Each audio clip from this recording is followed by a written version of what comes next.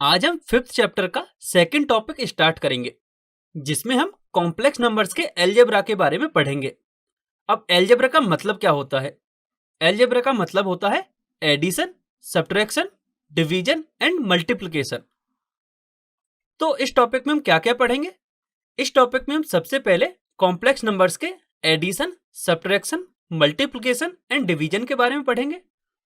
उसके बाद हम कॉम्प्लेक्स नंबर्स के मल्टीप्लिकेटिव इनवर्स के बारे में पढ़ेंगे और इस टॉपिक के सबसे लास्ट में कॉम्प्लेक्स नंबर्स की आइडेंटिटीज के बारे में पढ़ेंगे।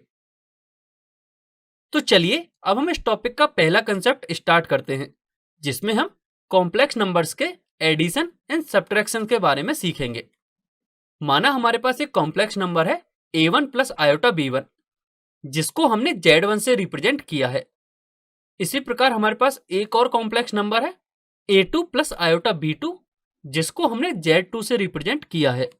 अब यदि हम z1 एंड z2 को ऐड करें, then we get a1 plus a2 plus iota into b1 plus b2।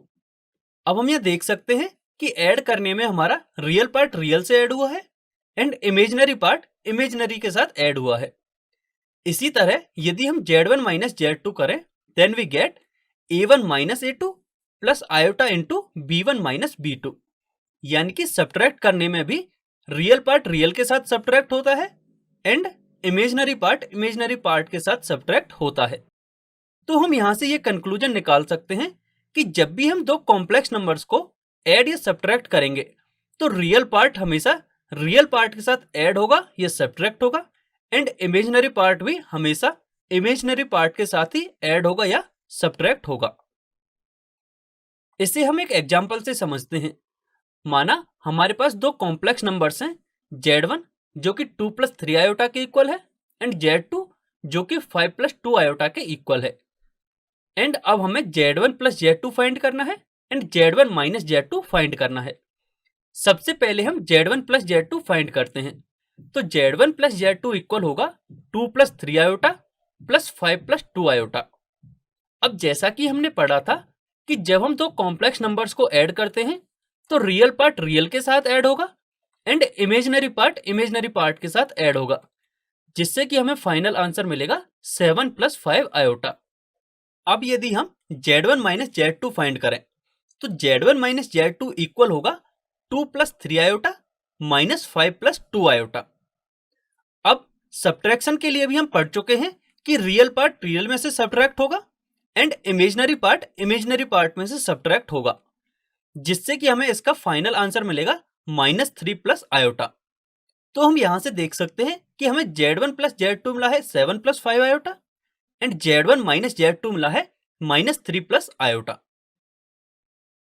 तो चलिए अब हम कॉम्प्लेक्स नंबर्स के एडिशन की कुछ प्रॉपर्टीज के बारे में पढ़ लेते हैं। सबसे पहली प्रॉपर्टी है क्लोजर प्रॉपर्टी। इस प्रॉपर्टी के अकॉर्डिंग यदि हम दो complex numbers z1 and z2 को ऐड करें, तो जो रिजल्टेंट होगा हमारा वह भी एक कॉम्प्लेक्स नंबर ही होगा। इसे भी हम एक एग्जांपल से समझते हैं। माना z1 है 2 प्लस 3 आयोटा एंड z2 है -1 प्लस 5 आयोटा।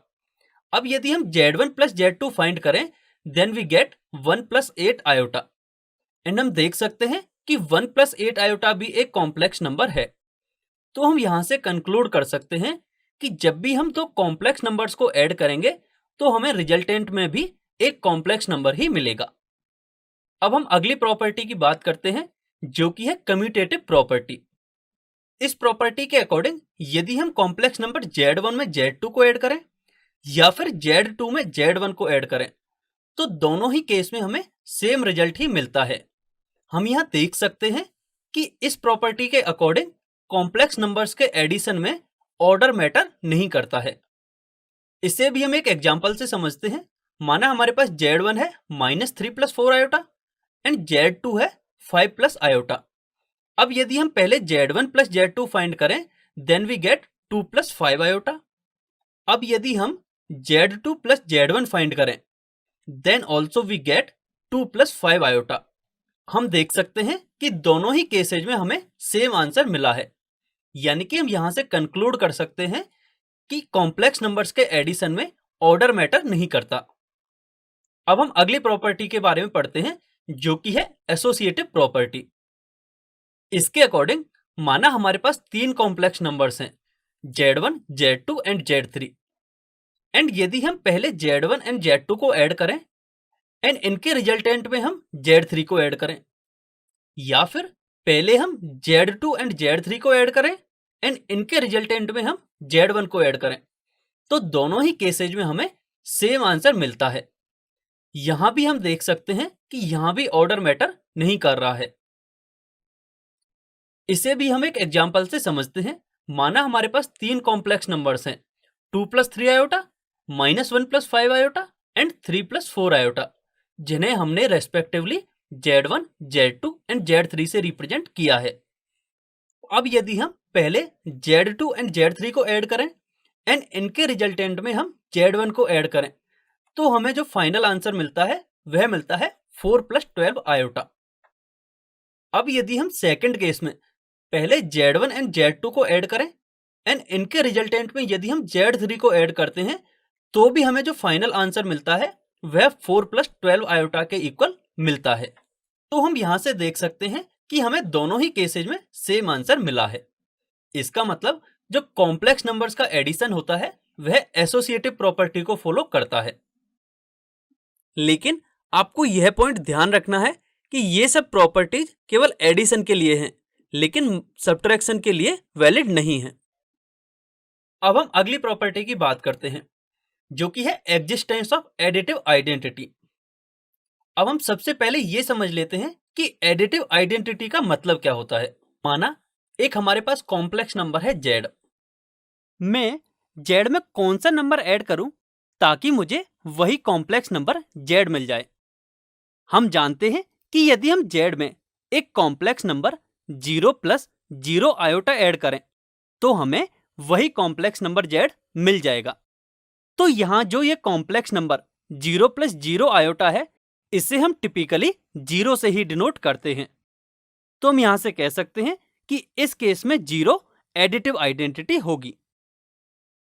इसका मतलब कॉम्प्लेक्स नंबर्स के एडिशन के लिए 0 एडिटिव आइडेंटिटी होती है। अब अगली प्रॉपर्टी की बात करते हैं, जो कि है एग्जिस्टेंस ऑफ एडिटिव इनवर्स। अब हम सबसे पहले यह समझ लेते हैं कि एडिटिव इनवर्स का मतलब क्या होता है।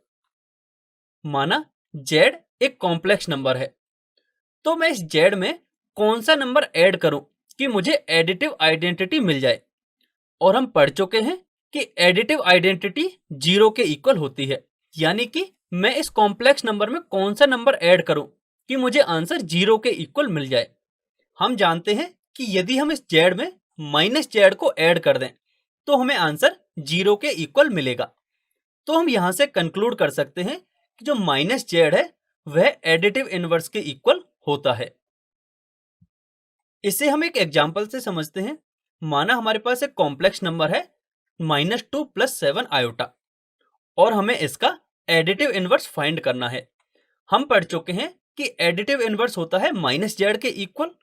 तो जब हम -Z करेंगे देन वी गेट 2 - 7 आयोटा, यानी कि जो हमारा कॉम्प्लेक्स नंबर था -2 + 7 आयोटा, उसका एडिटिव इनवर्स होगा 2 - 7 आयोटा। आई होप कि आपको कॉम्प्लेक्स नंबर्स का एडिशन समझ में आ गया होगा और उनकी प्रॉपर्टी भी अच्छी तरह से समझ में आ गई होंगी।